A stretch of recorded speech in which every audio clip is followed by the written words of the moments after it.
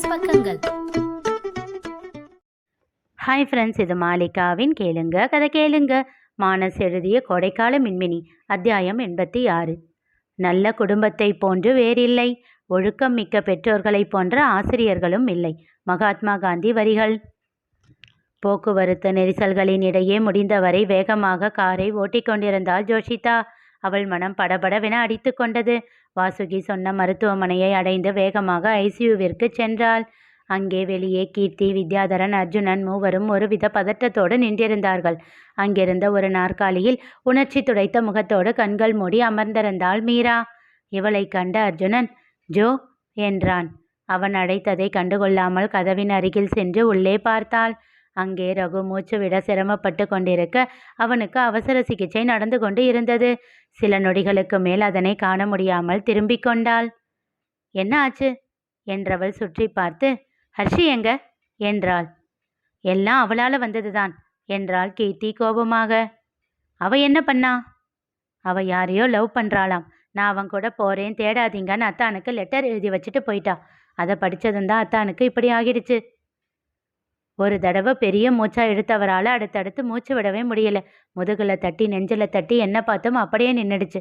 அதான் ஹாஸ்பிட்டல் கூட்டிகிட்டு வந்தோம். இங்கே உடனே அவரை அட்மிட் பண்ணிட்டாங்க.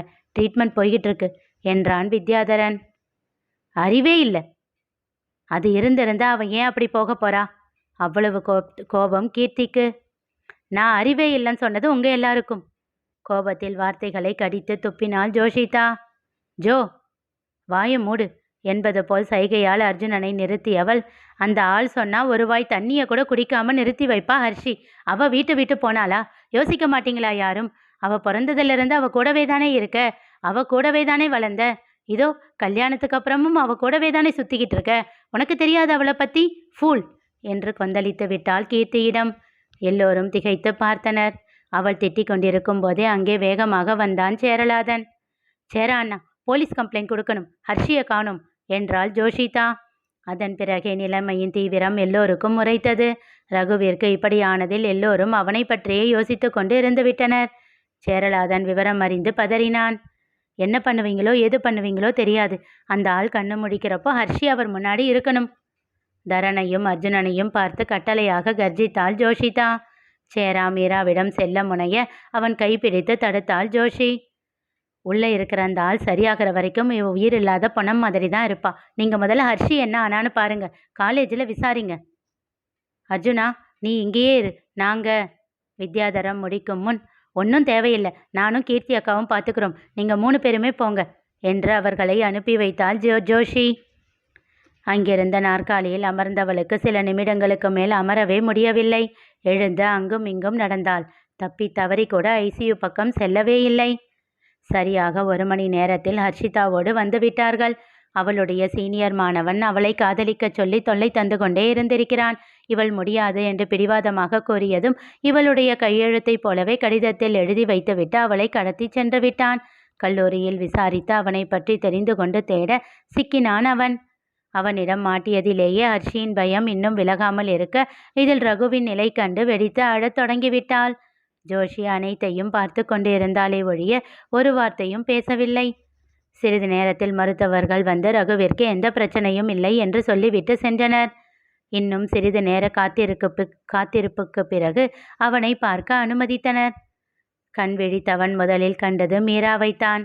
கண்களில் நீர் கசிய தன் பார்வையை கையை நோக்கி செலுத்த புரிந்து கொண்டவள் அவன் உள்ளங்கையை இறுக்கமாக பற்றி கொண்டாள் மீரா. ஒருவித நிம்மதியில் கண்களை மூடித்திறந்தான் ரகு. இப்போது ஹர்ஷியை பார்த்து புன்னகைக்க அவளோ எரிக்கும் பார்வை பார்த்தாள். என் மேலே அவ்வளோதான் நம்பிக்கையா?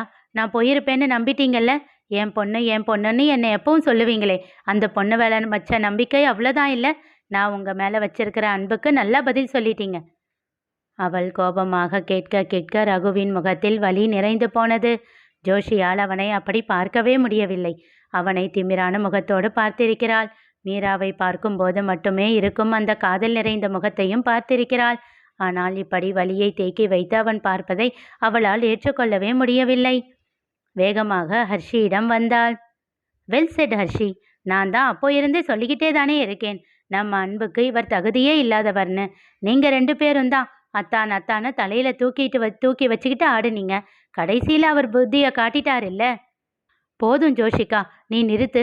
எனக்கும் அத்தானுக்கும் நடுவில் நீ ஏன் வர? எனக்கு அவர்கிட்ட எல்லா உரிமையும் இருக்கு. உன்னை மாதிரி கையெழுத்து போட்டு கொடுத்துட்டு போகல. அதுதான் வேண்டாம்னு போயிட்டல்ல.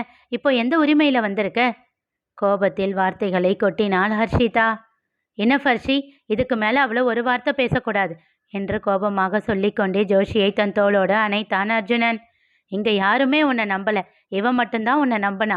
இவ இல்லைன்னா நாங்கள் எல்லோரும் யோசித்து எங்கள் புத்திக்கு உரைச்சி உன்னை தேடுறதுக்குள்ள அவன் உன்னை என்ன பண்ணியிருப்பானோ யாருக்கு தெரியும். அவளுக்கு தான் உரிமை இல்லைன்னு சொல்கிற இல்லை, நீ எந்த உரிமையில் அவளை திட்டுற என்று கோபமாக கேட்டுவிட்டு யார் முகத்தையும் பார்க்காமல் அவளை அழைத்து கொண்டு வெளியே சென்றான் அர்ஜுனன்.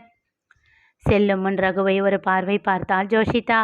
அவன் முகத்தில் தெரிந்த தவிப்பை உணர்ந்து கொண்டவள் விரக்தியான புன்னகை ஒன்றை சிந்திவிட்டு அர்ஜுனனோடு சென்று விட்டாள். அவள் பார்வை ரகுவை கூறு போட்டது. இன்னும் துவண்டு போனான் அவன்.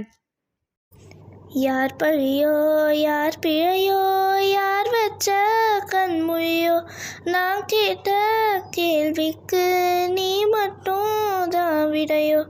என்னாகும் என் விதியோ என்னாகும் என் விதியோ என்னாகும் என் விதியோ என்னாகுமோ. மருத்துவர் அழைத்த போது மீரா சேரலாதனை அழைத்து கொண்டு சென்றாள். ஒன்றும் பெரிய ப்ராப்ளம் இல்லையே கேட்டான் சேரலாதன். இப்போதைக்கு ப்ராப்ளம் இல்லை, பட் இதே ப்ராப்ளம் அவர் லைஃப்பில் திரும்பவும் எப்போ வேணும்னாலும் வரலாம். இது ஒரு ஹார்ட் டிசீஸ். சட்டென்று எழுந்து கொண்டான் Cheralathan. Sorry Meera, I will wait outside. நீ பேசிட்டு வா, நான் வேணும்னா மச்சானை அனுப்புகிறேன். அவன் முகத்தில் மாற்றத்தை கண்டாள் மீரா. அதனால் அவனை தொந்தரவு செய்யவில்லை. It's okay Sarah, I can manage. வெளியில் வந்து ஜன்னலின் அருகில் நின்று வெளியில் பார்வையை செலுத்தியபடி நின்று கொண்டான் சேரலாதன். சிறிது நேரத்தில் வந்தாள் மீரா. முகம் கருத்து நின்றவனின் தோளில் கை வைத்து, என்ன ஆச்சு சேரா என்றாள். நத்திங் மீரா. ஏன் திடீர்னு ஏதோ மாதிரி ஆகிட்ட? அது ஹார்ட் டிசீஸ்னு சொன்னாலே என் மனசு ஏதோ மாதிரி ஆகிடுது Meera. I am sick of those words. அத்தைக்கு அப்படி ஆனப்போ டாக்டர்ஸ் பேசினதை நானும் கேட்டேன். அப்போ இருந்து எனக்கு ஹார்ட் டிசீஸ்னாலே மனசெல்லாம் ஏதோ பிசையும். ரகுவுக்கு மூச்சு திணறல் தானே இருந்துச்சு. அங்கிளுக்கு இருந்த மாதிரியே லங்ஸ் ப்ராப்ளமாக இருக்குன்னு நினச்சிட்டேன். But I can't hear that Meera. I am sorry. It's okay Sarah, I can understand you. ரகுவோடது ஒரு ஹெரிடிட்டரி டிசீஸ் தானாம். இந்த மாதிரி நடக்கிற வரைக்கும் சிம்டம்ஸ் வெளியில் தெரியாதாம். ஆனால் இதுக்கு மேலே ரகுவை கேர்ஃபுல்லாக பார்த்துக்கணும்னு சொல்லியிருக்காரு. அவரோட முந்தைய ஜென்ரேஷனில் யாருக்காச்சும் இப்படி இருந்ததான்னு கேட்குறாரு. அது யாருக்கு தெரியும்? வலி நிறைந்த பார்வையோடு கூறினாள். அவள் கையை ஆதரவாக பற்றினான் சேரலாதன். சின்ன வயசில் வெங்கட்ராமன் அங்கிள் ரகுவோட காலுக்காக நிறைய பேரை விசாரிச்சிருக்காரு. அந்த பிரச்சனை கூட முந்தைய தலைமுறையில் யாருக்காச்சும் இருந்திருக்கலாம்னு சொன்னாங்களாம். ஓஹோ, விரக்தியாக புன்னகைத்தான் சேரலாதன்.